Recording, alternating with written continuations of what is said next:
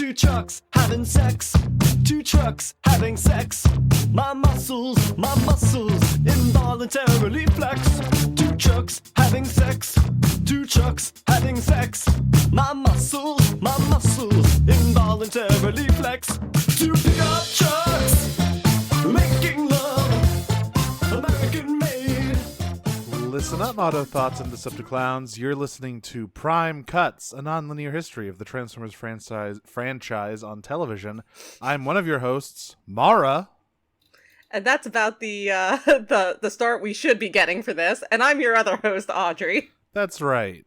Well, if you don't follow me on Tumblr, hello listeners. It's still it's not a different co-host.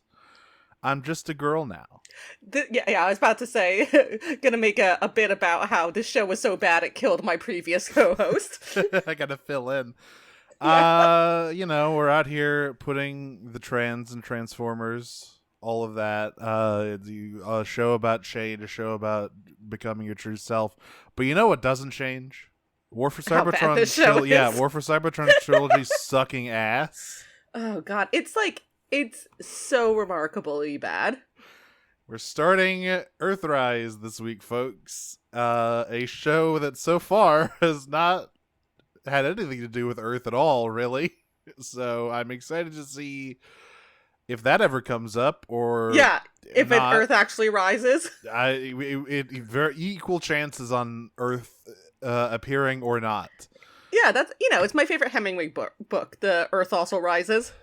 I will say, there's a lot of things in this episode that I liked more than basically anything from season 1. My scary tentacle boys have entered the chat. Yeah, there are things I liked from the next episode. Yes, that I liked more from than anything from season 1. There's not anything I can think of it. One thing from this episode that I liked way more, and it's Megatron's new characterization, where he's just sort of depressed. Right, my third note is, oh, the Malays, baby, get Megatron. Someone get Megatron on Lexapro. This man needs an SSRI stat. Remember, our listeners may remember those episodes, those 3 episodes of Transformers Armada where Optimus was dead, and Megatron was just mopey and sad the whole time. Well, this is kind of like that. The thing about the Armada stuff is that it's more like pouting. Mm-hmm. This is like genuine depression. This guy has, because there's no energy. That's because the Optimus. It is the I can't even get out of bed today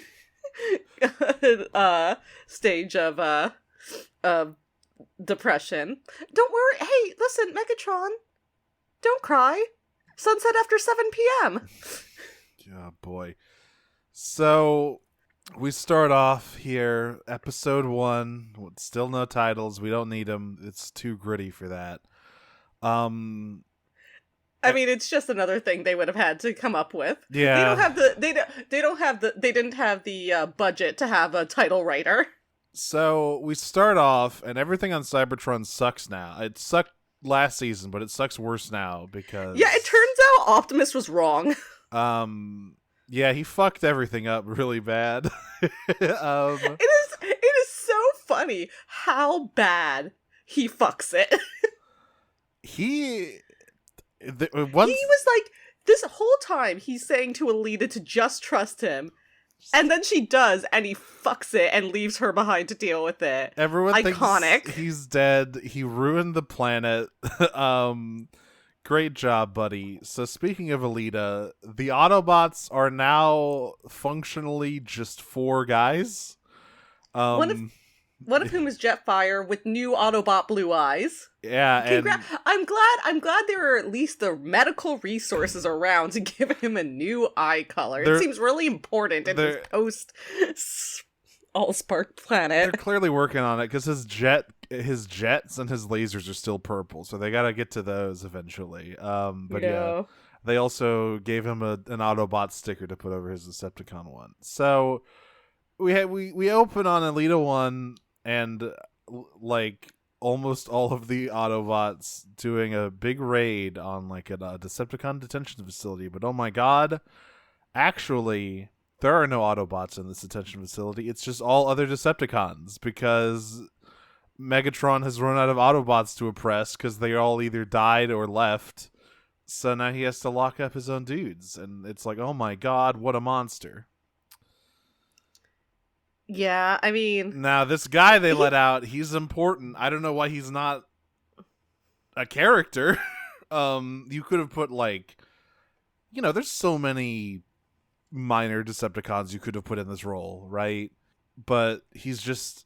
They should have put a Stunticon in. You make it Breakdown or Dead End or something. Not Dead End. It should have been Dead End. That would have been funny. I don't think Dead End would have been... No, it should have been Dead End. That would have been funny. I don't know why it wasn't Flywheels, who shows up later in the second episode as part of this prison break. You know, he's not really a character anybody cares about, but he is a named character. Also, I'm pretty sure he died in season 1, but okay, that's fine.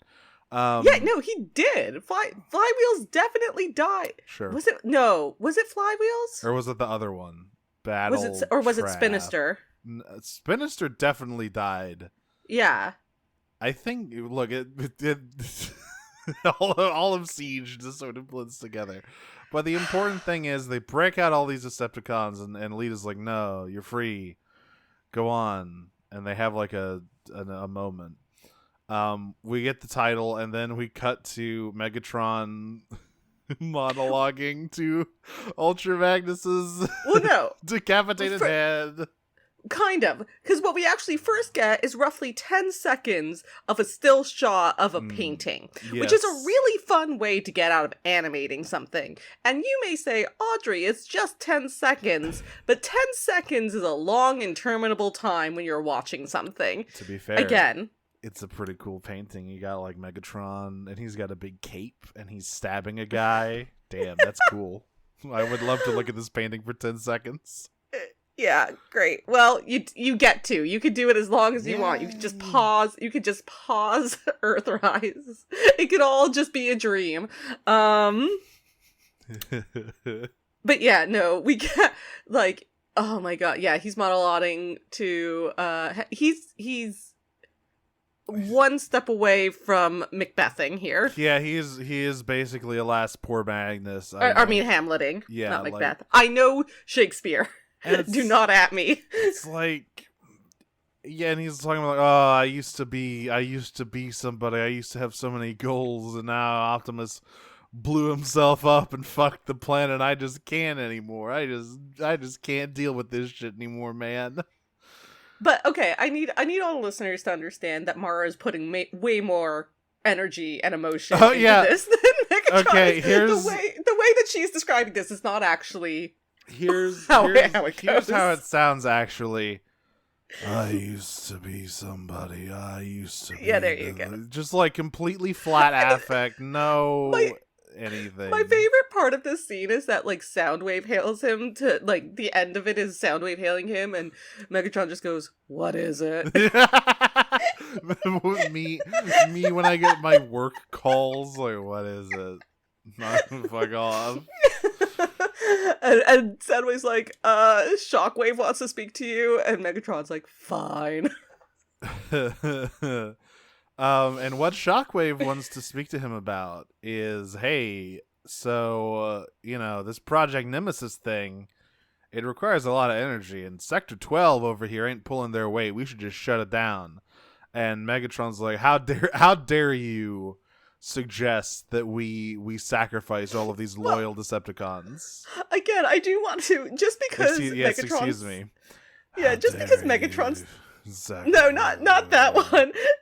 Not that. Just because Megatron's delivery is so good, he like meets Shockwave, and Shockwave's like, "Hey, Sector 12 is underperforming,and Megatron just looks at him and goes, "What sector isn't?" Yeah. And Shockwave's like, "Okay, cool. All right, man. Anyway, kill these idiots." Yeah, let's just feed him into the grinder. And Megatron's like, I will think about it. And then I will make my decision at a later date. cut to Autobot HQ. We're mass producing Omelis.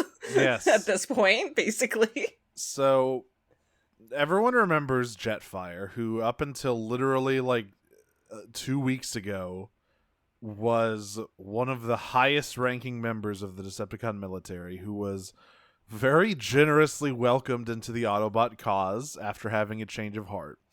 And so the first thing that Jetfire says in this season of Fuck War them for kids. Cybertron is, Alita, why are you releasing these Decepticons? We shouldn't be releasing these Decepticons. We should just kill them all. It's like, what the fuck are you talking about, dude? Hey, why is this Jetfire the worst motherfucker on the planet? He sucks so bad. He has the memory of a goldfish. He's like, well, I'm an Autobot now, and I've always been an Autobot. Which, by the way, also seems to be what everybody else thinks, because nobody responds, hey, Jetfire, weren't you a Decepticon we freed from prison, basically? Yeah, no, but that was before Jetfire. This is now Jetfire. They're different people. Nobody can remember anything that happened a week in the past. Also, apparently... Listen, it's been a long week, okay? They memory hold that shit. Hey, do you remember at the end of Season 1 when Omega Supreme showed up and blowed everything up all the time? Well, apparently he vanished off screen. It's straight up somehow Palpatine has returned type shit. It is embarrassing. He disappeared when Crystal City fell. I was like, wow, that sounds like it would have been cool to see, maybe. I would have liked to see that. Nah. Okay. I guess they didn't need to sell any more of that Titan class Omega Supreme anymore. Well, you know what, Mara? You can go and animate it yourself then, okay? I mean, I could probably do a better job than these guys, honestly. You know? I mean, honestly, listen, Flo just won Best Animated Film. Give me a year and Blender. We could probably make something happen. Oh, yeah. I mean, at that point, we're basically just making the Machinima show.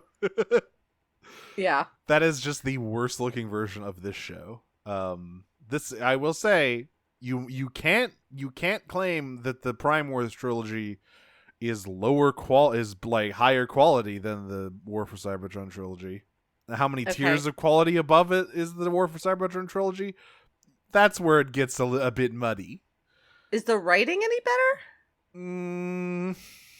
Maybe not. Maybe they're the same. I've only ever seen clips from the Prime Wars trilogy against my will, so I don't know. I might have to look into that. Anyway, because we have to save Steeljaw. We have to save Steeljaw. That's right. Steeljaw. He's in jail in the fucking Decepticon capital. Quick question. Autobots are 4 guys right now. Functionally, it is Alita, Chromia, who it does count for 10 people on her own. She's great. I do still love Chromia. I'm not gonna lie. Red Alert and Jetfire. Those are the 4 guys. And the guy that they are we have to go get him, even if it's a trap. If you're unfamiliar, Steeljaw is a cassette is a bot. Furry. Is the Autobot version of Ravage, functionally. And hey, I love Ravage. I love a big kitty cat. You might not want to send what turns out to be your entire leadership into this prison break to get a cat out of jail. On the other hand, what did they have to lose? They already got nothing. I guess. And it turns out to be a false flag anyway. We cut to the Kaon prison where Starscream is poking this dead cat with a stick to make it send out a distress signal. And he's going ooh, hee hee hee, ha ha. I actually do kind of have to give it to Starscream in these episodes. He does all right. He successfully bamboozles the Autobot leadership into getting themselves all captured at once. Which is really embarrassing for everyone involved. Number 1, you successfully fell for Starscream's trick. That's not... That should never happen. Starscream's trick TM. Yeah. Number 2, for this prison break it's in the middle of Kaon. So the math there should be, we'd have to send basically all of our forces out to get Steeljaw, which means we shouldn't do it. Also, where's Blaster? If there's Steeljaw around, you have to assume Blaster is out there somewhere, but he is not. We have not seen hide nor hair of him. We're gonna see like His desiccated corpse. We're gonna see Rewind and eject before we see Blaster. We're gonna see Ramhorn before Blaster. We're gonna see Rain Dance and the Tank Grand Slam. We're gonna get real deep into these cassette bots. We're getting into the ones that nobody cares about. Yeah. Anyway, who's ready for a workplace? Who's ready for an episode of Undercover Boss? Yeah, and and the other thing I will say is that I don't know what it is. It's somewhere around here, but Starscream has a line along the lines of "Retribution will be swift," and then he pauses. Yeah, and then he goes, or should I say, swift and brutal? What? Dude, that's not a thing. That's What? not- What are you doing? What are we doing here? You just said the same thing. Yeah, and then added brutal. It's like you could have just said that the first time. It's not a joke. Yeah, and that's not a joke. And it that's wasn't. not a joke or a thing that people say or like ironic at all or like what happened? I don't think it was even meant to be a joke. I just feel like they just wrote a really bad zinger. They were like, "Oh, this is gonna be so cool." It's like, what? No, it's not. But like zingers have to have a sense of like you have to see like irony. There's nothing ironic there. You just said the same thing and then added another adjective. What? Yeah, I did forget about that. That made me like pause it for a minute and take a look around the house. I was like working on a grant while watching this, and I was like, "You gotta be." I was like, "I need to like actually put my work to the side, because I'm going to like accidentally curse in this proposal." Yes. If I keep doing this, it's like jaw-droppingly bad writing. That was actually the moment where I messaged you saying that I was going to put a bullet in my brain. So after Starscream says the dumbest shit ever, we cut to Megatron, who has traveled out to Sector 12, and he's like, "Hey, it's me, Megatron," and all of the Decepticons are like, "Holy shit, it's Megatron." Yeah, we it's not really you. Undercover boss. It's just boss. It's just boss. It's like, "Oh my god, Megatron, we love you," and they're all like going like, "Oh fuck yeah, Megatron, hell yeah, come take a tour of our energon refinery." And then Megatron's like, "Yeah, great." And Shockwave calls him like, "Hey, have you decided if you're gonna kill those guys or not yet?" And he's like, "Shut up, I'm deciding right now. I'll call you back later." And I kind of like, I like the idea behind this little arc Megatron goes on, right? Like, I like the concept of it, but like most things in this show, it just here's the thing. If this had been right at the beginning, right after Optimus had left, that would have been interesting. But at this point, Megatron has already killed so many Decepticons. Yeah, he's throwing them in prison. He's like not. Yeah. He's making them fight in gladiatorial pits basically until they give out and then slurping up their energon. Yeah. Once again, like the thing we kept saying in Siege, where it's like Megatron's motivations just seem to like change between scenes and sometimes between lines. Yeah. So basically the character arc he's supposed to be going through right now is like seeing sort of how the effects of his policies, also like the long war with the Autobots, ultimately Optimus throwing the Allspark away off planet, and then his policies in the post Allspark Cybertron have like directly affected people who have always been loyal to him and who like highly respect him, revere him, and look up to him to protect them, and then making the decision that they are disposable. And like that is a decision he is okay with.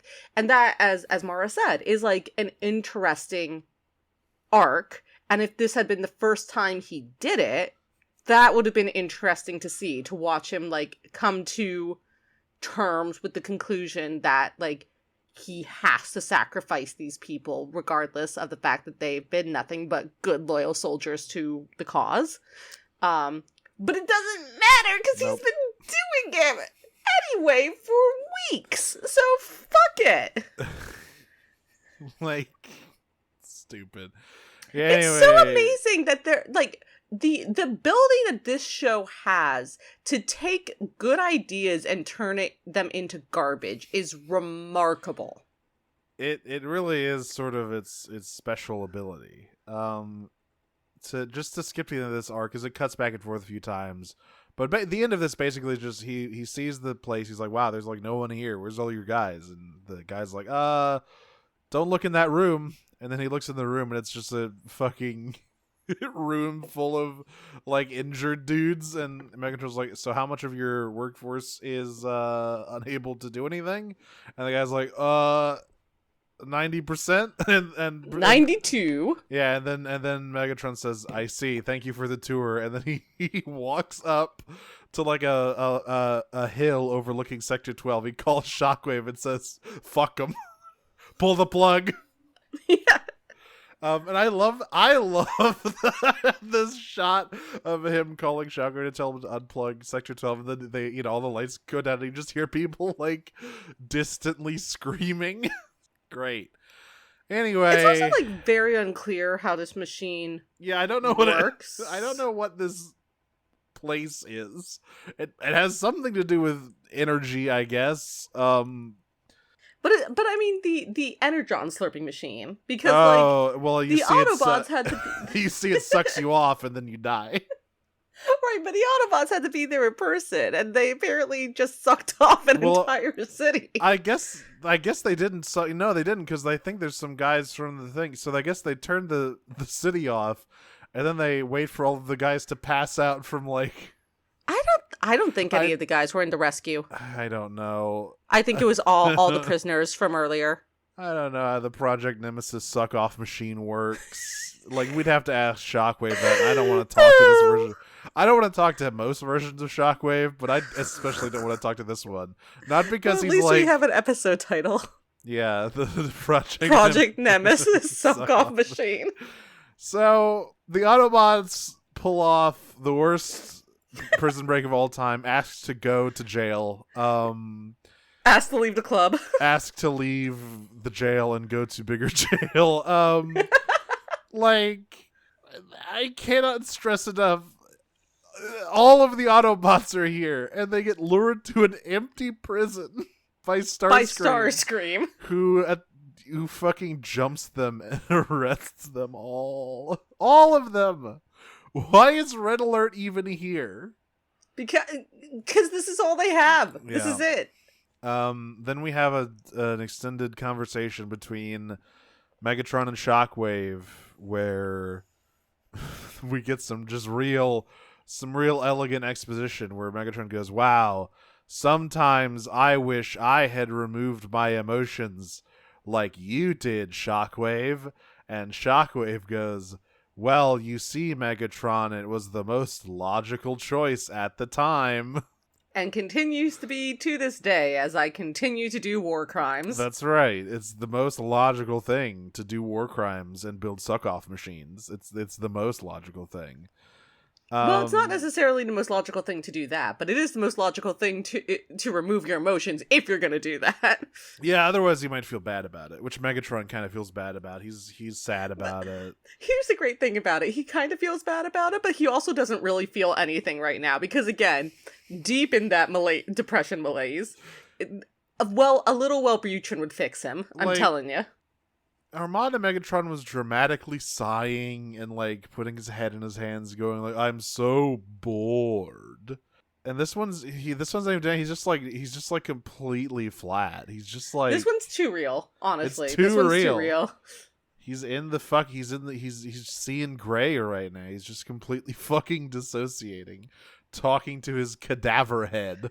I keep thinking about him answering Soundwave. What is it? What is it? Soundwave's like, "Hey man, are you okay? Do you need to like talk to someone?" No, it's squeakier than that. Remember, the sound wave is weirdly yeah. light voice.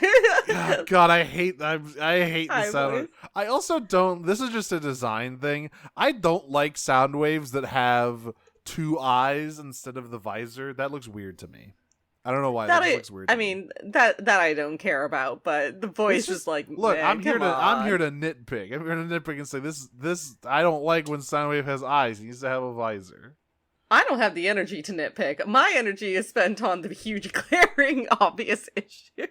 Speaking of which, we get the first of many conversations in these two episodes where Megatron is talking to Alita like, "Hey, we used to be buds. Why don't you join me?" And Alita's like, "I'll never join you." And then they have that conversation 3 times. Yeah. Though I will say, heartbreaking. Worst person you know knows you would have been a better rival. Yeah. Megatron's like, man, you should have, like, Jesus, you really should have been the one leading the Yeah, Autobots. he's literally like, wow.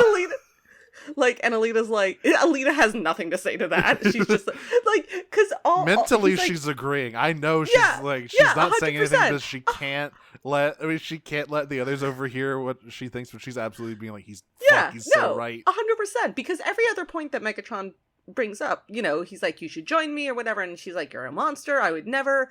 And he's like, you were and then he's like, you should have let the Autobots, and she just sort of like purses her lips, and I'm like, yep. The other thing he does in this scene, which is really funny, is he looks at Jetfire and goes, a traitor, not even worthy of acknowledgement, he says, acknowledging him. Yeah, man, hey. And then continues to acknowledge him because Starscream wants to kill him. Yeah. And he's like, no, we need Jetfire still. It's like, what the fuck are you talking about? Starscream, we need to suck Jetfire off for Project Nemesis. I mean, I will say, a big boy like that's got a lot of juice in him. I do know that. That's right. Milk that big boy dry. Yeah, listen, I did this on Pod Agreed. It was the dual milk. Oh man. It's the exact same shit. It is. They're just this sucking is just out GX. the life force. It's just this. The Nemesis is powered by the fucking spark milk of all of these Decepticons. We're really putting words together in unfortunate ways here. Meanwhile, I apologize for this episode. In the void of space, everyone on the Ark is still passed out. And then some guys bust in and board the Ark, and oh my god, it's Doubledealer and White Bumblebee and the Coneheads and Evil Wheeljack. They're calling me the White Bumblebee. Here, the thing about this about the thing about White Bumblebee is that it's like really, really off-white and it looked gray, and I was like, why is Bumblebee dead? Yeah. So they're calling him the White Bumblebee. We'll learn more about these guys in the next episode. But Doubledealer. Remember man, Doubledealer? Doubledealer's so cool. He has a great little short role in like the early IDW stuff. He exists in this show.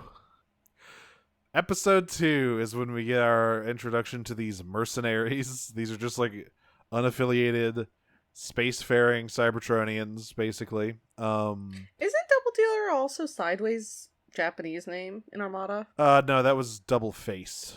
Double Face, you're right, yeah. So we've got these mercenaries, and you might think, wow, 3 of these guys are just Decepticons, and you'd be right. So we have a motley crew here. We have Doubledealer, who, if you've never seen Doubledealer, look up his toy. It kicks ass. He's a triple changer who can turn into a missile car or a hawk. Pretty cool. Then we have the aforementioned White Bumblebee, who is Bug Bites. Oh my god. Really? Legacy character Bug Bite. He's been like a sort of those. He's like Sunstormer. It's like an ascended fan character basically, where it's like okay. And then we have the Coneheads, Thrust, Ramjet, and Dirge. The boys are here. And then we have evil. We have evil Wheeljack, who is named Exhaust.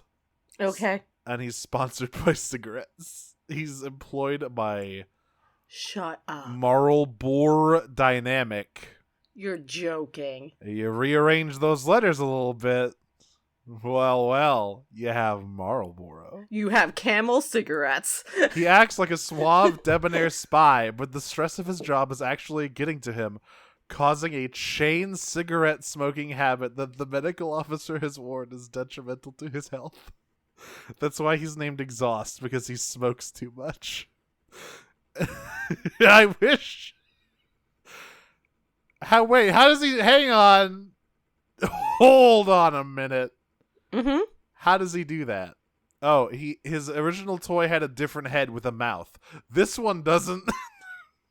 Again, he does it tailgate style. It's a little hole, the perfect size for a cigarette. That's why they made it that size and shape.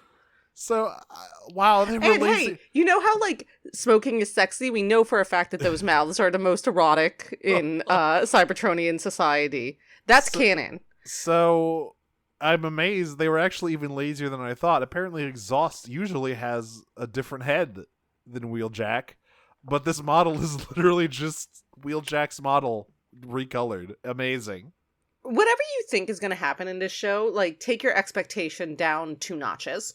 Yeah. Anyway, Doubledealer and his boys are here. They're on hire from a mysterious, seems to be a mysterious group of clients. I wonder if perhaps they're all the same guy with different faces. Ooh, mysterious. And they're basically there to deliver Optimus Prime and the Ark to this guy. Actually, it's mostly Prime that they want. They're like, we don't care about the ship. You can have the boat. Yeah. We have our own boat. So that's our like cold open. And then we cut to conversation number 2 of Megatron going, Alita, you're so cool. Why don't you become a Decepticon? And she goes, no, fuck off. And he goes, okay. Now, I think he only starts calling her Ariel later in the episode. Yeah, that's the third. That's the third of 4th. A third of 3 or 4 conversations about this. I do, but lest we forget, in the third conversation, he starts calling her Ariel, which is an extremely deep cut for Alita 1. Yeah. Which it comes from, as far as I'm aware, the only place where this name for Alita comes up is on the biography that was on the back of her G1 like Diamond class figure. Well, it's from the G1 cartoon. It's from the episode. Is she called that? Yeah, she's okay. Orion Pax's girlfriend Ariel, and then Megatron blows them up for literally no reason. And then she gets rebuilt into Alita 1. He gets rebuilt into Optimus Prime, and their buddy Dion just dies because I guess Alpha Trion didn't care about him as much. Anyway, Ariel is a real thing. It's just like a weird thing. It's also like, I mean, it was stupid for them in the 80s to be like, here's a real human name. It's like, yeah, it's like, oh, this is Alpha Trion, but he used to be called Frederick. Yeah, we got Alpha Trion, Orion Pax, Sunstreaker, Starscream, Ariel. You know, like the Little Mermaid. Yeah, that is kind of a deep cut. To be clear, oh yes, spelled that way as well. Oh, yeah. It's not like Aerial, which would have been a cool variation on that. Nope. It's just the normal name. It's just the real human English name Ariel. But even breaking out the old name doesn't help his case. Even though he is totally right, he's making good points about like, hey, Optimus fucked up and killed the planet and like blew himself up. Like, why do you still care? Yeah, and I don't know why she keeps defending Optimus because. What do you see in him, girl? Yeah, I don't get it. At this point, all like, he ever did was neg you and be like, "Just trust me." And then he left you with his fuck up. Like, I don't get it. But like, she's like, Megatron's like, well, we're in this situation. She's like, I can't believe you're sacrificing your own people, right? Like, it's one thing to kill. Megatron's like, I wonder whose fucking fault that is. Yeah, and he's like, she's like, you're a monster. He's like, I'm not a monster. Like, this is the horror. That's the word he used, which I think is actually really interesting. It's like, this is the horror I've been faced with as a result of Optimus's decision to yeet the Allspark off this planet.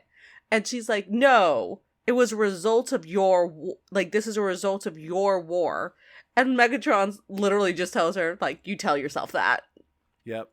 Now, to be fair, Megatron, I think there were a couple of steps before sucking the soul out of all your guys you could have tried, but you're under duress. I get it. Listen, I've watched Yellow Jackets. I'm a big fan of Star Trek TOS, as everyone knows. If you don't know the story of Tarsus 4, that's a big one. That's Kirk's backstory. He was a survivor of a very similar situation. I've seen this story before. It happens. Yep. Back on the Ark, Bumblebee falls over and gets jostled awake.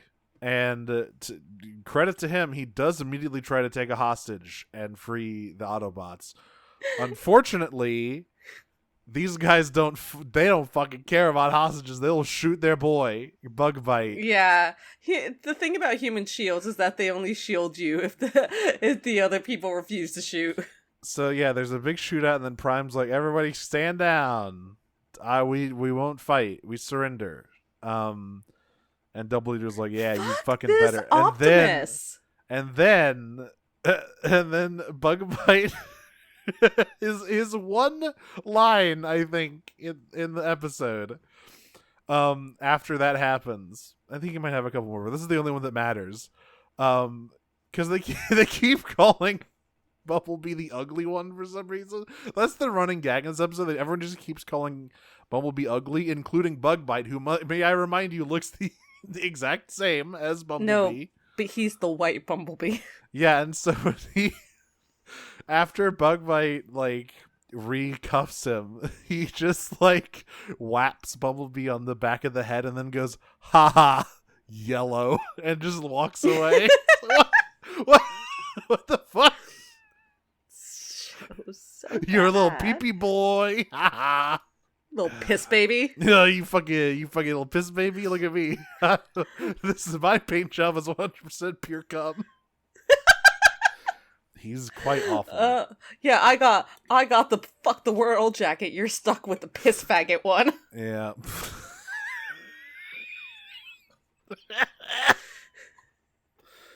Anyway, there's a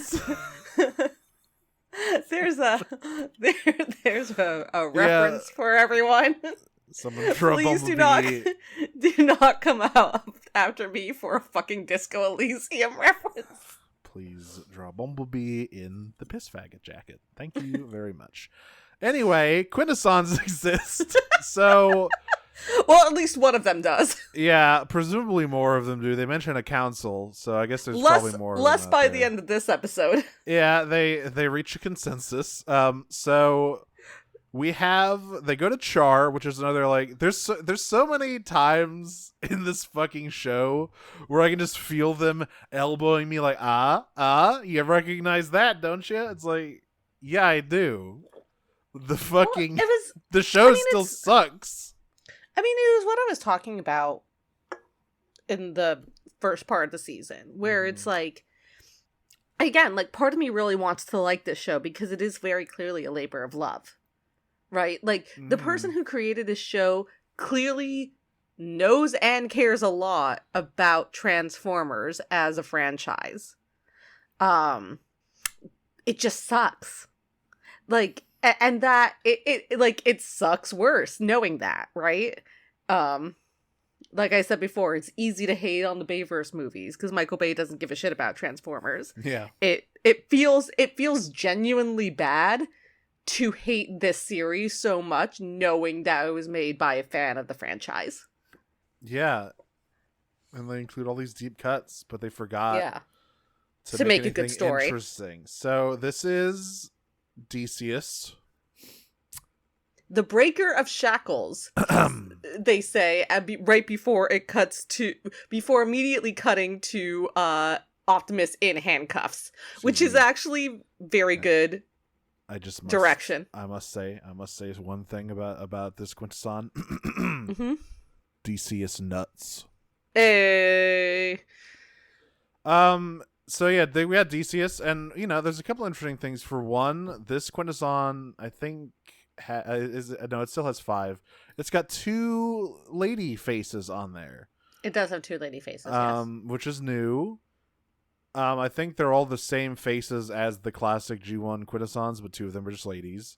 I forget all of the names, but you know the Quintesson thing. They have 5 faces. All of them have different personalities.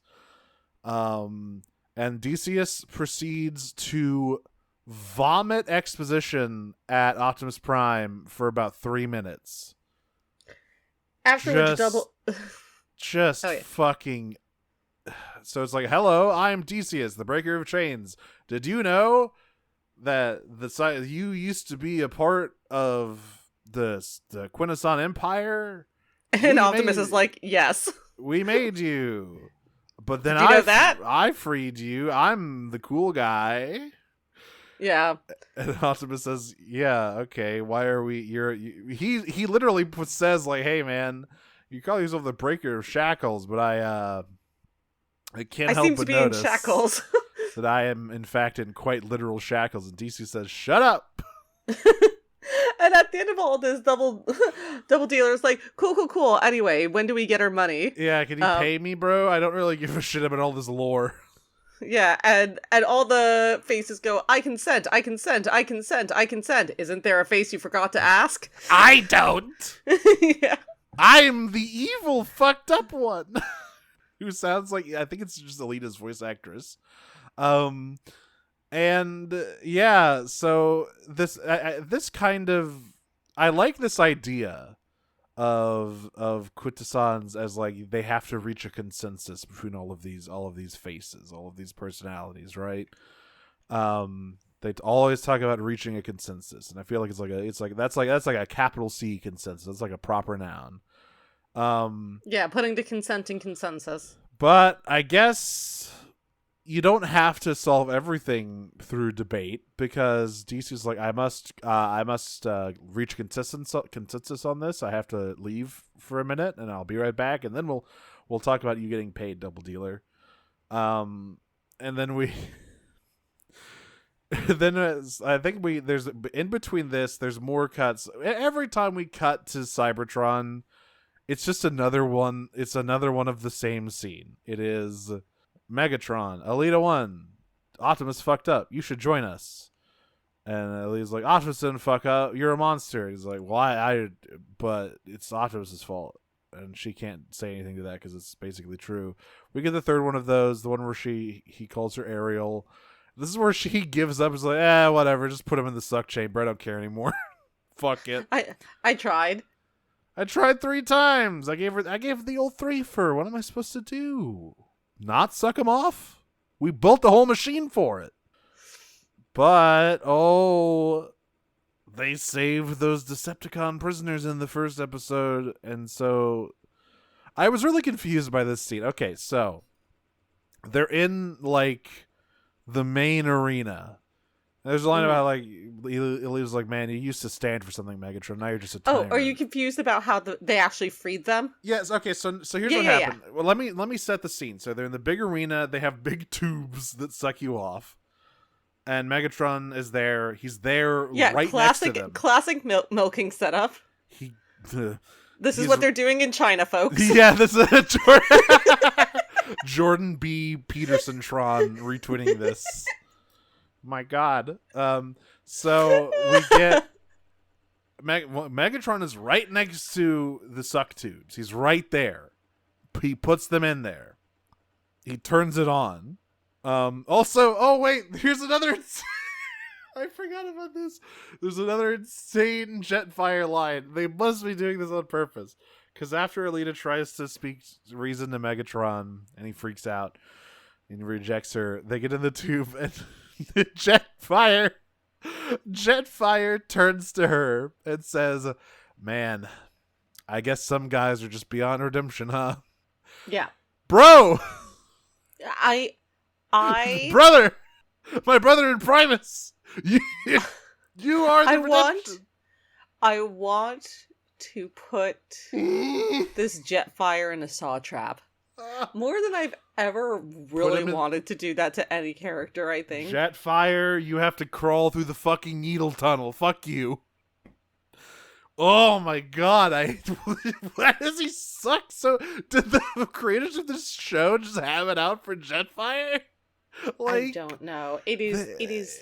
He's consistently the worst fucking guy. There is not even a shadow of the original. No. In the replication. Not a single thing. The only like point of comparison between the original and this one is that he's really tall. Yeah, it is the general shape of him. Yeah, he looks pretty similar. Everything else is confusing. Anyway, yeah, so once again, they get put in the tubes. So confusing. Megatron is it doesn't show him going anywhere. He's still there. But then the Decepticon prisoners that they freed turn off the lights and then just break them out of the tube and they just leave. And Megatron just seems to have gone somewhere else. What happened? He was standing right there. And he's again like particularly in like this scene and like the scene where at the end where Megatron is like addressing the crowd. It has like the Kingdom Hearts syndrome where it's just like big empty spaces. Should be people here, but there aren't. Well, look, they have crowd model V 3.0 copy pasted several dozen times. As long as there's no lights on them, they're good. I don't think they even have like 2 frames of animation. They're literally just static silhouettes. Yeah, I'm pretty sure. Yeah, incredible stuff. It's like the Q-tips from Star Wars. So at first, Megatron's like really mad about them breaking out. He's like, "Oh my fucking god, I can't believe this." But then Soundwave was like, "Yo, we just got a call," and Megatron's like, "Who cares? There's nothing that could possibly make me care about whatever this transmission is." And Soundwave's like, "But it's from the Ark." And Megatron goes, "Oh shit," and he just forgets about the prison break. Yeah, it doesn't matter. I mean, he has more important things to do. Yeah, he's got to fuel up the whip and chase after the Ark. Cut back to, I don't like you calling it the whip. Ghost Ride I mean, they kind of did Ghost Ride the whip when you think about it in like the original G1, where they like boarded the Ark and left it. It crashed into the ocean or whatever. No, sorry, it crashed into the jungle. The ocean ship was a different one that they built and then crashed into the ocean. Anyway, we cut back to Char, which, if people don't remember, is, I believe... Well, wait, hang on, this is fucked up now, because this isn't actually where the Quintessons were after the movie. Because if you'll remember, I believe there was a revolution on Quintessa in the 86 movie, and all the Sharkticons rioted and kicked the Quintessons out. So they were on like a different planet. Char is the planet where Galvatron was stuck in a vat of goop for like 5 years and went crazy. Anyway, Desus is having a bit of a moment in the corner. It's funny because we start on the Autobots like talking about something, like in the pit. They're in like a recessed pit, all tied to a central thing with like the missionaries guarding them, and they're just talking about shit. And it's like, damn, I didn't know Quintessons were real. And then there's just like distant screaming, and Bumblebee's like, "Hey, what is that?" Yeah, hey, y'all hear that? Y'all hear that? No one else. And then does. There's another one. Yeah, there's another one, and then someone's like, "Wait, I do hear that. What the fuck is that?" And we cut to, this is what consensus is. Desus's angry face is slicing off all of the other faces with a plasma cutter as they're begging, like, "Wait, please listen to me." And like, here's the thing I don't get about this. Well, there's multiple things that I don't get about this. There's a lot not to get about this. But the two things I don't get about it is, why has this never come up before as like a solution? Right? Like, because DC's is obviously very, very old, right?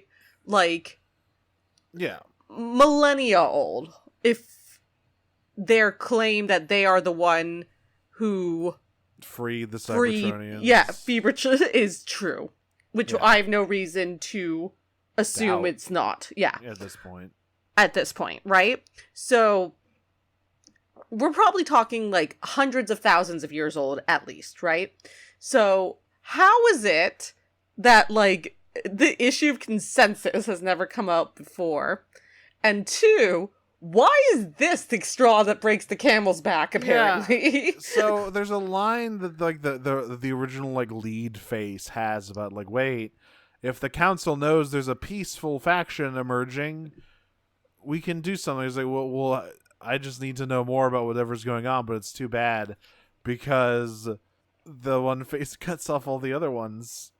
Which is once again another thing of like, wow, the Quintessons are back. Let's immediately remove their most like iconic trait, which is having multiple faces with distinct personalities. Yeah. Cool. Thanks. Now they're just normal tentacle robot floating heads again. There's just like might as well be Mordok. Just like a big egg with a mask on it and some tentacles. Cool, guys. So it turns out that screwing over your hired mercenaries is a bad idea because Doubledealer double crosses Desus. Who the fuck? My God. Who could have seen it coming? I mean, Doubledealer double crosses somebody? That's I crazy. almost like don't even consider this a double cross. That's true. He is literally the one getting screwed here. Although I think also, I assume someone is leaking the Ark's location to the Decepticons. I guess we know that because they're following obviously them. Doubledealer is doing that, but like that is after the deal is completed. True. And the deal is completed in a way that he got screwed. Where he did not actually get his side of the deal. I don't actually consider this a double cross. This is a normal cross. This is someone didn't hold out their end of the deal, and pretty appropriately the other party seeks revenge. Yeah. So they have their big cool hero moment. They break the Autobots out. And Doubledealer's like, "Hey, can you really find the Allspark like you were talking about, Optimus?" He's like, "I'm gonna try."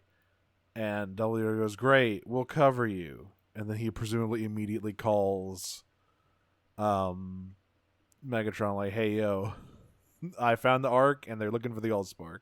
Pay me, please." And DCS just sort of... DCS literally does the Homer Simpson gif of fading into the background after things go bad. Because I forgot to mention, they have a bunch of drones. You know. Hey, you know, the Quintessons are like heavily associated with a certain kind of like mass-produced guy, right? Very famously control a horde of identical-looking dudes. These aren't those, actually. They're just white Ironhides. They have... Hey, you know what they're calling them? What are they calling them? The white Ironhides. Damn. It's so true. But only like 20 of them. And they all get blown up pretty quickly. And they just leave. They just leave Char. And that's when we cut back to Cybertron, where Megatron gives his TED Talk about the gigantic spaceship powered by the souls of the damned. And he's like, we're going to chase down the Ark. And we're going to find Optimus. And we're going to find the Allspark. And restore Cybertron to its former glory. Very quickly, before we get to the end of this, I forgot to mention that during the actual prison break, Oh, yes.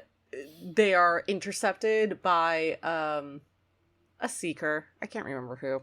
It's right? It's our 7th Skywarp. No, it's Flywheels. No, you're right. It's Flywheels. It's the Duocon, the most famous of all the Decepticon subgroups. Yeah.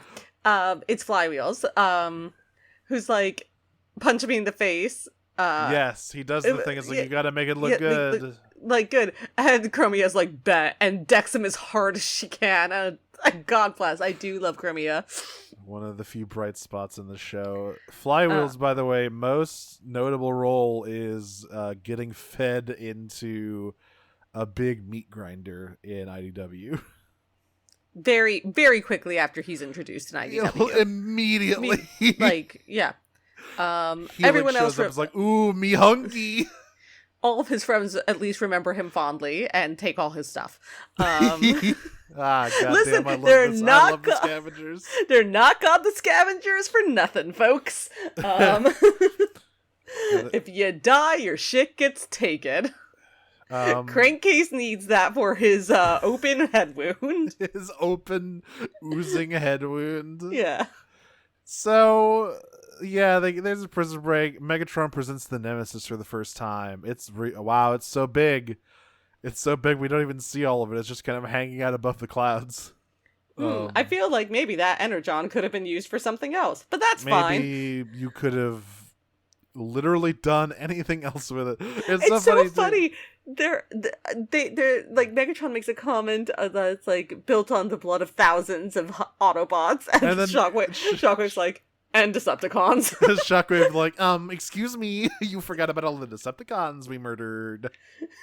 And Megatron's like, yeah, man, I was trying not to mention that part. It's really funny because at first I was going to be like, thousands of Autobots. There weren't thousands of Autobots to begin with, but then they did that, and I was like, yeah, okay, that's fair enough. I guess they slurp through them real quick. Yeah. Then yeah, they're like, we're gonna go after the Ark. Time to do the thing from the first episode where they chase the Ark. Oh shit! I wonder if they're gonna crash land on a planet. And then we cut to the Ark. I wonder if that planet will rise. I wonder if some kind of Earth... What are we? Some kind of Earth rise?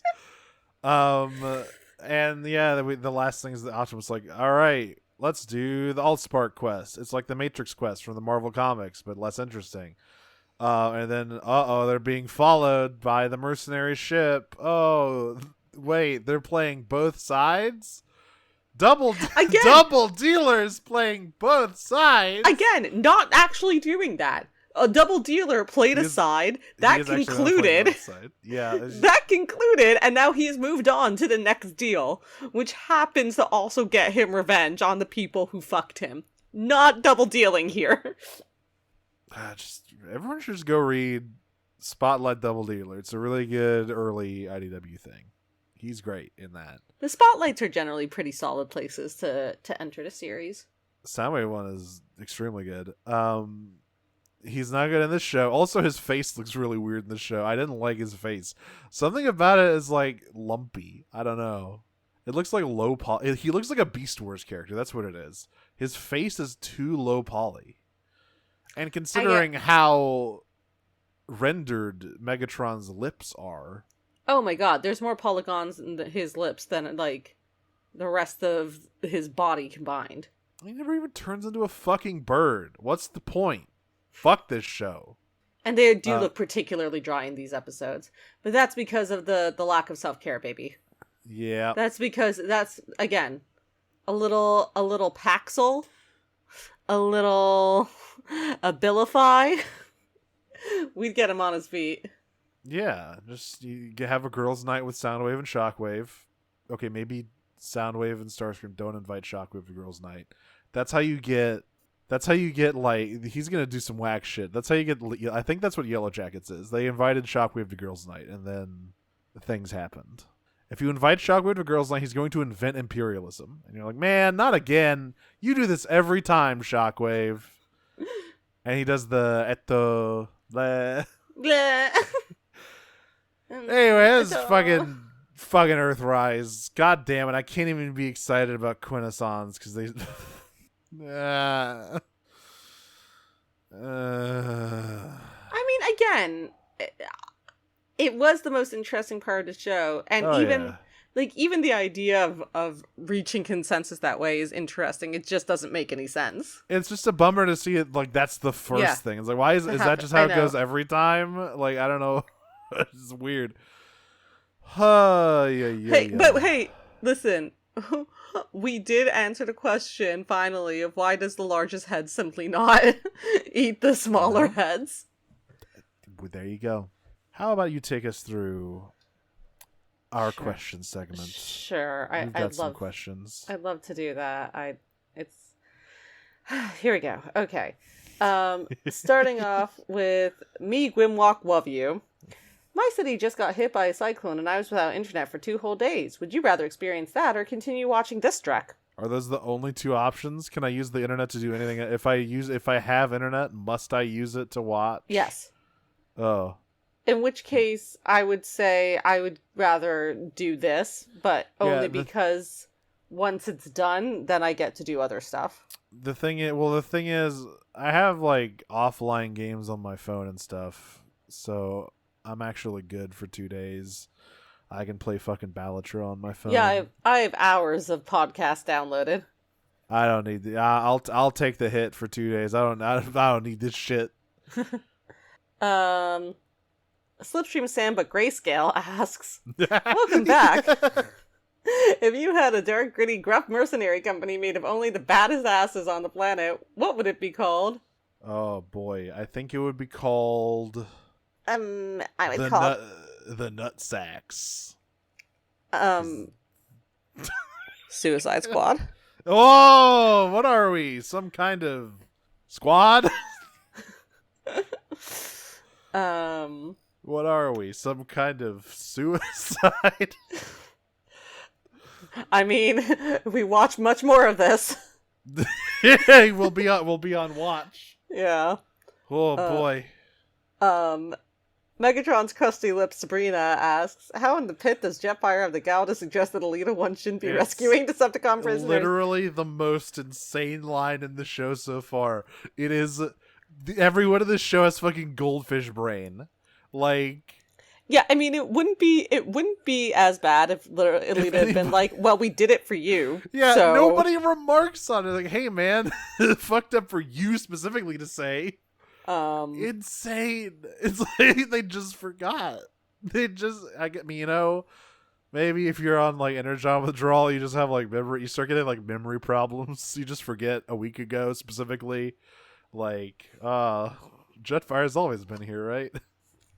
We have always lived in the Jetfire. That's right. God. The ones who walk away from Jetfire. I want to walk away from this fucking Jetfire. Not a problem for me. Yeah. This guy should get the Omelas kid out of there. Put Jetfire in there. He deserves it. Nero from Disney Minus asks, would it make the series better if that had added a scene where Alita 1 confronts Optimus about how him dooming Cybertron, and when OP argues that he's doing it to make Cybertron better or whatever OP's goal is, Alita 1 just says something along the lines of this. And what Veer has linked here is the there's not going to be a swimming pool, you ignorant slut. Yeah. Or you stupid slut from is it American Horror Story? I think it's a season of American Horror Story. Yes, it's Coven. From Coven. That show, I just learned about the insane lines from that show, such as someone screaming, who is Jungle Jim at yahoo.com. First of all, that is Zach Quinto screaming that line. That's right. To be Mr. very Spock. specific, it is Mr. Spock 2009 himself. Sexual Spock. Oh, he's broody. Oh, he's this Spock's angsty. And Murder House is a very good season. I've watched a lot of American Horror Story. I think I've watched 9 or 10 seasons of it, maybe more. But Murder House was a genuinely very scary season. And Coven was also very good. She should say this though. She should this is the energy she needed to bring, with Optimus being like, "Oh, here's the thing. Oh, Alita. Oh, you're always. That's true. Did bring it, but Optimus didn't realize she was calling him a stupid slut. He just went, "Oh, Alita, you don't trust me. Oh, you don't support me in anything I do. Don't you want to be a supportive wife for me, Alita?" Wow. You never support my personal project. You're such a huge bitch, Alita. Unbelievable. Sabrina asks, if sparks can be used as a source of power and thus be converted to energon, as shown by Professor Wave in the Nemesis Project gathering, and that we know... motherfucker does not have a PhD. Do not give him that. No, you don't have to be one to be a professor. To be a doctor, you have to. Oh, that's right. Wait, what do you need to be a professor?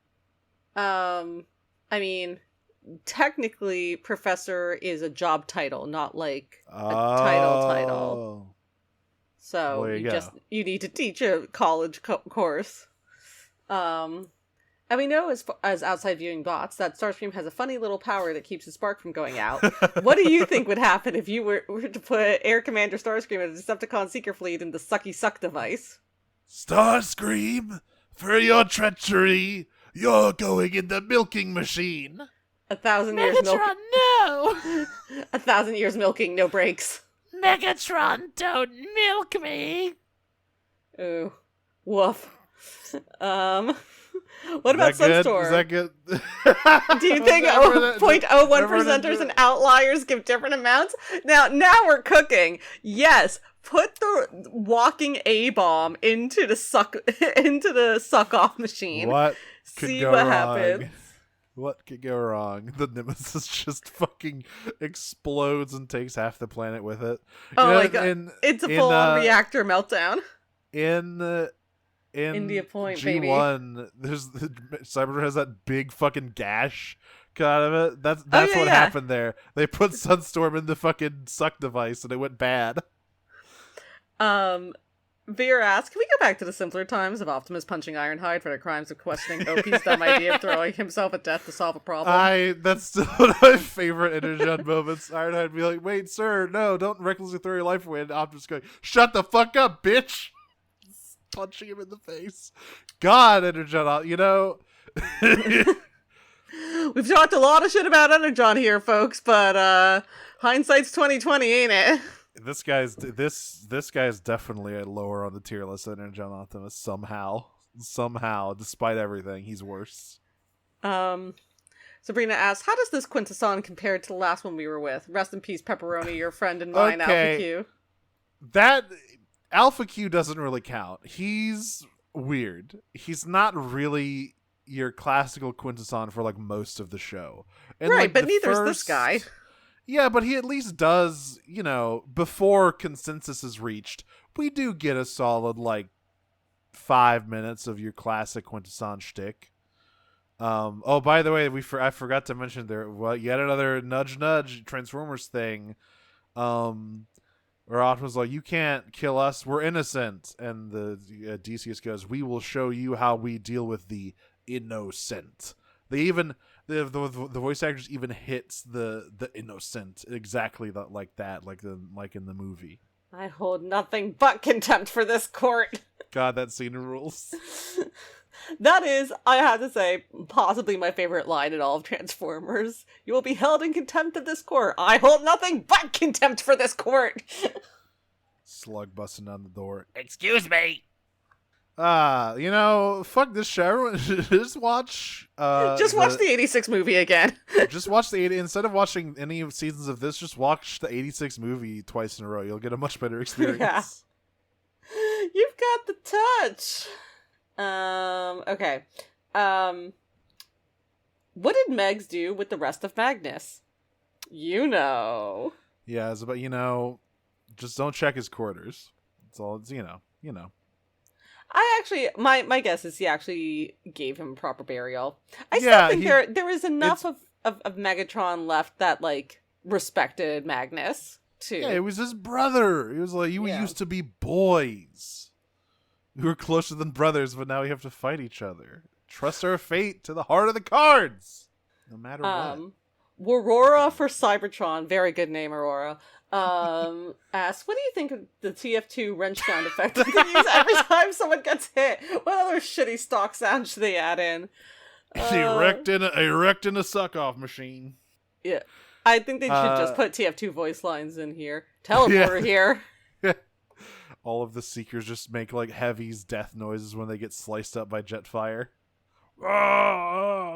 They should add like the Taco Bell gong. They should add. There should be 3 Wilhelm screams per episode. Like just put and 2 almond breaks somewhere. That's right. They just load it up with all of the like, you know, free sound effect library. Yeah, get your Howie screaming, get in there, get all that stuff. Get your like from Goofy. Get it all in there. Worst for Cybertron, Chad asks. Yeah. Literally, who is this chrome Bumblebee? He's the Not white chrome. Bumblebee. He's off-white, and I have already said his name is Bugbite. One of the worst, I think, up there for shittiest Transformer name. Like, hey, what's up? I'm named after something that's kind of irritating and itchy. Great. Thanks, This is Bugbite. my this is my brother Eczema.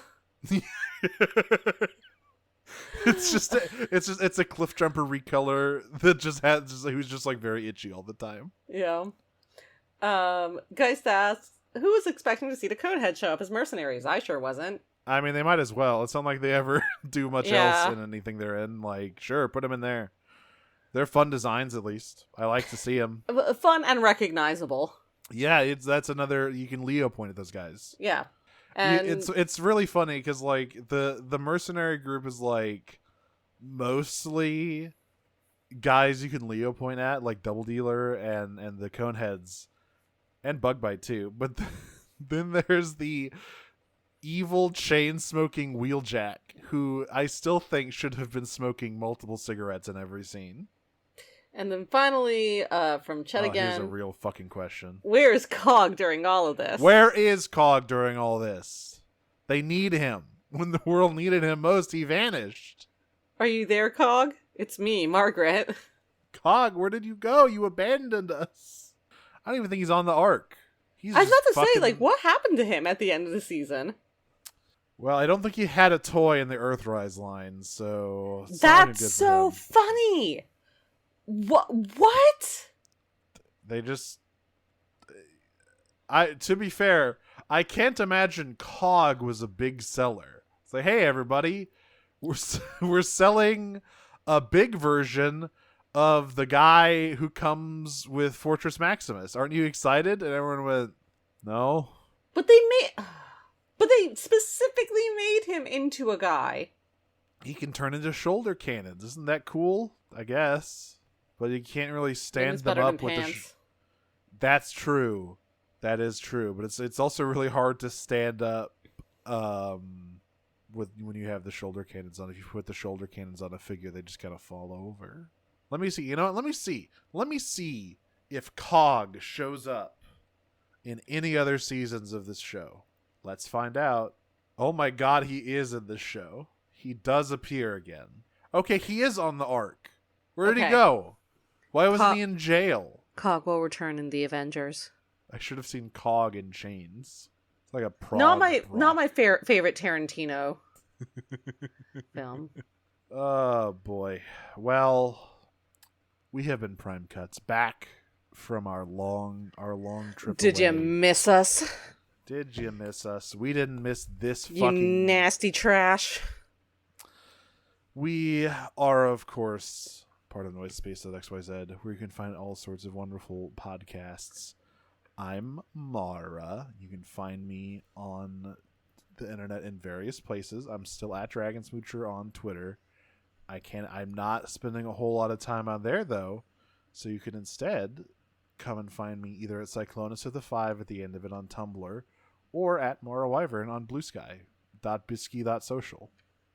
I'm Audrey. You can find me on Tumblr, Blue Sky, and nominally Twitter, though I literally do not use it at all. At Optimum on Prime, which is my funny robot internet joke. You can listen to the other podcast I do called Pot of Greed, which is about Yu-Gi-Oh! Also on Noise Space.